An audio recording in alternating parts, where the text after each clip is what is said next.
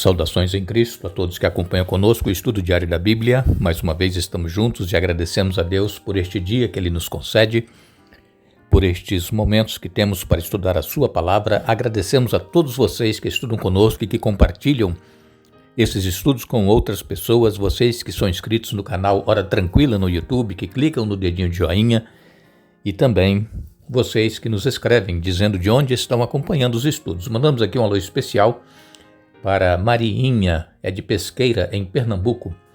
Dilza Flora é de São Gonçalo, no Rio de Janeiro.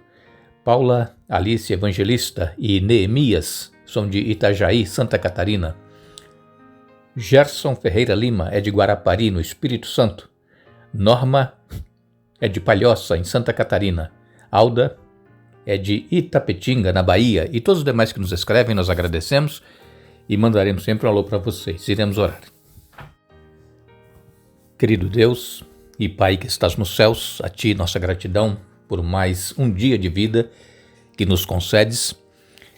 Te agradecemos, Pai, por Teu cuidado por cada um de nós, pela proteção e também por este momento que temos para estudar a Tua Palavra. Centenas e centenas de pessoas, Pai, acompanham conosco diariamente os comentários do estudo da Palavra. Que o Teu Espírito Santo trabalhe em nossa mente, em nosso coração, nos ajude a entendermos a Tua Palavra, aceitá-la e colocá-la em prática em nossa vida. Ó Pai, abençoa todos os que passam por lutas, problemas, têm suas necessidades, suas dificuldades. Tu conheces cada um. Dê vitórias conforme for a Tua santa vontade. Abençoe, Pai, aqueles que nos pedem orações. Visite-os, estejas com eles, dando vitórias. E também pedimos uma bênção especial para a nossa irmã Paula Alice Evangelista e o Neemias, que se uniram em casamento. Que Tu os abençoes e que estejas com eles, Pai, que eles procuram Te buscar cada dia, fazendo a Tua vontade, Te servindo.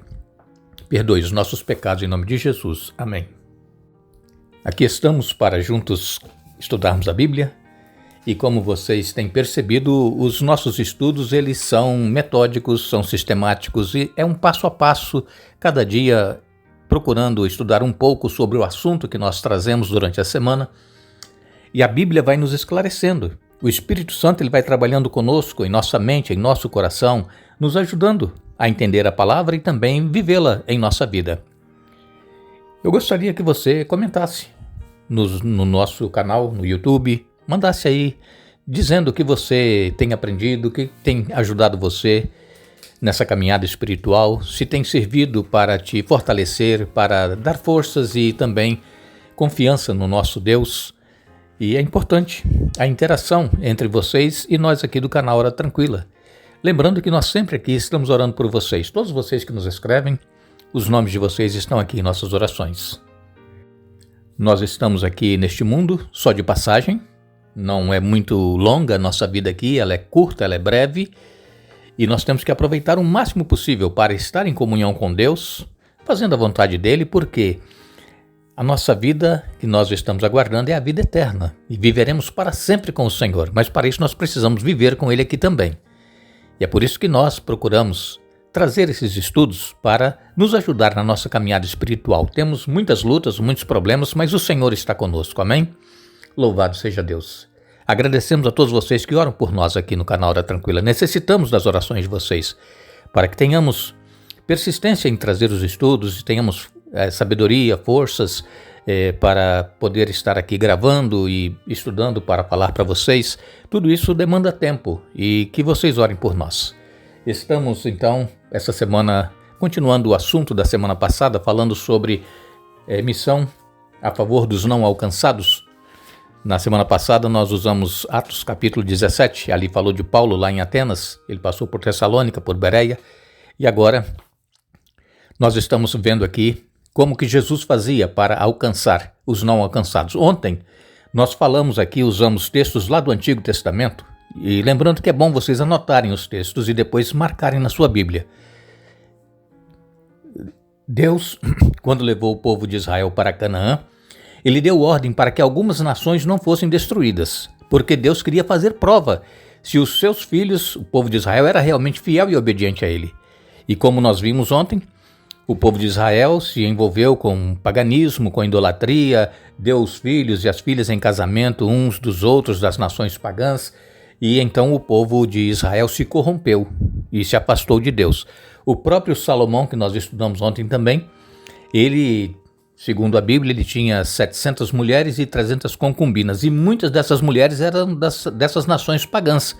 E, inclusive, Salomão, ele passou a adorar a deusa Astarote, que era a deusa dos sidônios.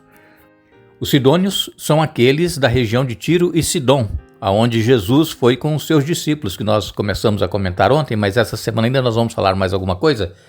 Jesus, ele tirou os seus discípulos ali da região da Galileia, onde eles nasceram, cresceram, os discípulos. Jesus nasceu lá embaixo, lá em Belém, e depois ele teve que subir porque ele foi rejeitado ali embaixo, na região onde ele morava. E então ele precisou ir lá para cima, para Galileia, e lá ele exerceu a maior parte do seu ministério. A maior parte das curas, milagres foram realizados lá em cima, na parte de cima do estado na nação de Israel. E Jesus então tira os seus discípulos lá da Galileia e os leva para Tiro e Sidom, que ficava não muito distante, mas não era mais na região da Galileia, do povo de Israel, já era nação pagã. E então nós lemos aqui em Mateus, no capítulo 9, nos versos 35 a 38, nos diz assim: Jesus andava por todas as cidades e todos os povoados da região, ensinando nas sinagogas, anunciando as boas novas do reino e curando todo tipo de enfermidades e doença. Quando viu as multidões, teve compaixão delas, pois estavam confusas e desamparadas como ovelhas sem pastor. Disse aos discípulos: a colheita é grande, mas os trabalhadores são poucos. Orem ao Senhor da colheita, peçam que ele envie mais trabalhadores para seus campos. Jesus, ele percebeu que a colheita era grande, a seara era grande, mas os ceifeiros, os trabalhadores eram poucos. E então Jesus orientou aos discípulos para que rogassem ao Pai, que orassem, para que Deus mandasse mais ceifeiros. E nós, irmãos, que hoje a maioria da população vive em centros urbanos, vive nas cidades, a maioria saiu do campo, abandonou o campo. E então nós precisamos também orar para que Deus não somente nos use para fazer esse trabalho de pregar o Evangelho e de levar Jesus a essas pessoas, mas devemos orar para que Deus envie mais trabalhadores, mais pessoas comprometidas com o reino. E como nós já dissemos em algum estudo passado, há uma citação muito importante que diz que todo verdadeiro discípulo nasce no reino de Deus como missionário. E então, se nós somos realmente discípulos de Jesus, nós vamos estar cumprindo a missão. Nós vamos estar trabalhando em prol dos que ainda não foram alcançados, nós vamos trabalhar em prol dos necessitados, como nós já estudamos. Enfim, o nosso campo de ação como missionário é um campo muito grande. Nós temos aí os poderosos, que também nós já falamos sobre eles, que nós deveremos testemunhar a eles deste amor de Deus para com todos.